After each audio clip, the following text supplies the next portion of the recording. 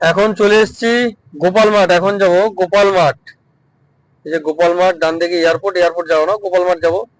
এই আমি রাস্তায় বেরোলেই এদের মনে পড়ে যায় তেল শেষ, সর্ষে শেষ। হ্যাঁ, খুব ফোন করেছে যে তেল নিয়ে আসার সময় তেল নিয়ে আসবে। আমি যদি দুটোর সময় যেতাম, রান্না করতো না, বসে থাকতো। এই যে গোপাল মাঠ স্কুল, এটা গোপাল মাঠ স্কুল আছে। আর এই বাঁ দিকে বাজার আছে, ডান দিকে এটা আমাদের যাওয়ার রাস্তা। আর আমরা এই বাঁ দিকে ঢুকে গেলাম গোপাল মাঠ মার্কেট। গোপাল মাঠ মার্কেট খুব ভালো মার্কেট, ভেতরে অনেকটা বড় মার্কেট আছে, খুব সুন্দর জায়গা। এখন আমরা যাচ্ছি গোপাল মাঠ মার্কেট। এখানে গিয়ে নেব।